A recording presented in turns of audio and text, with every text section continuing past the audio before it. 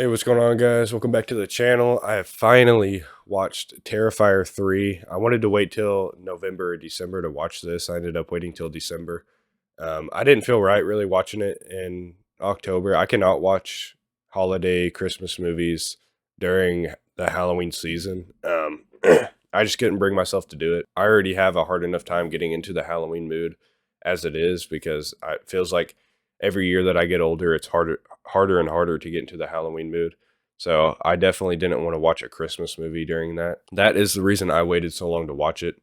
But I finally did watch it. Obviously, the buzz has had me infinitely curious about this movie.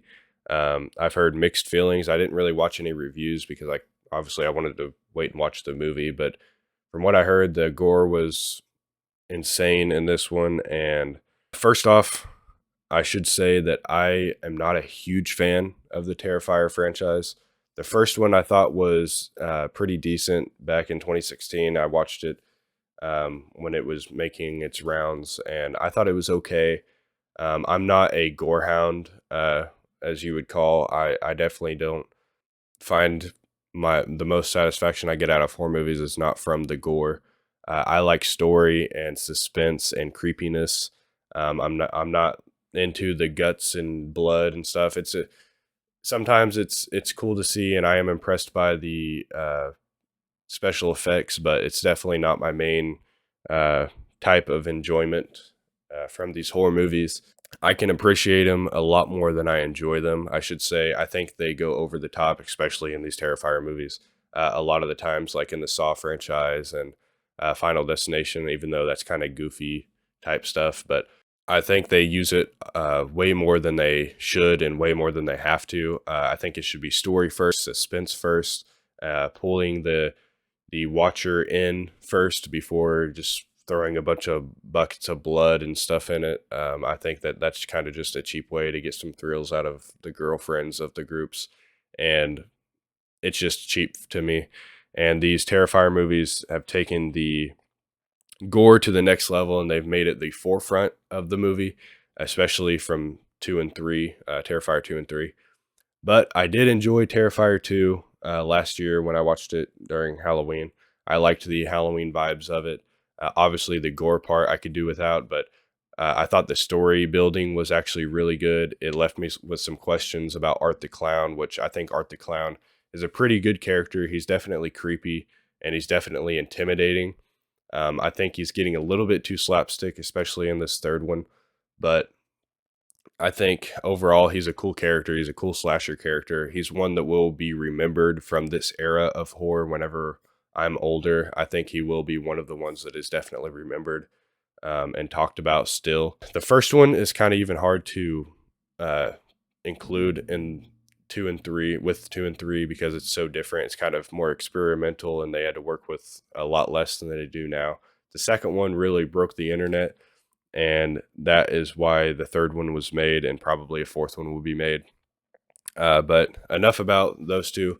All I will say is I enjoyed 2 enough. I thought the story building was really good. I thought the character building was really good. Left you with questions. I really liked the character of Sienna and her little brother in the second one. I thought the relationship between those two were really good. But moving on from that to the third one, the character of Sienna and her little brother, I forget the name, Jonathan, played by Elliot Fullman. I think Elliot Fullman did a lot better performance in this third one than he did in the second one. I thought he was actually a little bit cringy in the second one, and the acting wasn't the best. Sienna was really good acting in 2 and this new one in Terrifier 3. I think her acting blended very well. And the trauma that they both, the performance of trauma, I think they both do pretty good in this third one. Unfortunately, I don't think the story was continued very well. Um, it's kind of just a continuation of the second one, even though I don't know if that really makes sense, but it's kind of just there's nothing really new happening in this third one. It's just kind of the same thing. They're just doing it over again and it's happening to them again. Most of the story that I get out of this movie comes from Art. There's still definitely some questions that I have from Art or for Art, and some things that we're still trying to find out at the even at the end of this third one that I'm sure the fourth one will get into. The gore obviously went way too far for me. Obviously, I know that's personal preference. I'm not a gore hound again, and I think these movies just go way over the top. They're doing it on purpose. They're making it the forefront of the movie on purpose, and I know that. But I think that's cheap, and it's not scary to me. It doesn't really impress me. It never did, and it just does really nothing for me. The practical effects obviously are really good and very impressive. But again, as far as the movie and the story goes, it doesn't really impress me that much. I go for story first.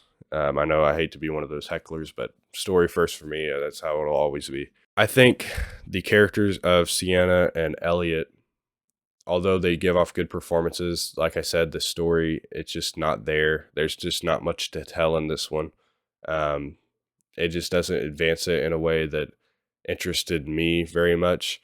The girl character of Art, like the little girl that was in Terrifier 2 with Art, it's pretty much just forgotten in this movie. I don't know what happened to her. I think it was supposed to be the girl from the first movie. I forget her name, but that one from the first movie that Terrifier killed or Art killed and is in this third one. I think that was supposed to be her or the demon of her. I don't know really how to explain that, but um, that was kind of weird that I thought that character was just kind of thrown off the bus.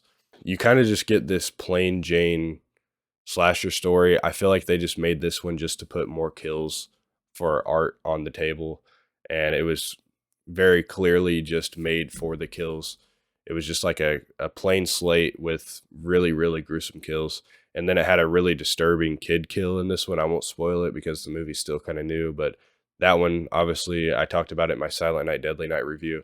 Kid kills and kid trauma doesn't sit well with me, and this one has a really messed up one. Um, Very, very messed up. It doesn't sit with me very well, but obviously, I know that's personal preference. Overall, I think this movie was just very cheaply made, not in the sense of money wise, but very cheap with the story and just kind of cheap thrills and just thrown out there just to put more kills on the board. Um, the best the best I get out of this movie is I think the trauma was played out pretty good, like I said, and the overall darkness of the movie, even though it's not my favorite, I thought it was definitely played good, especially near the end there.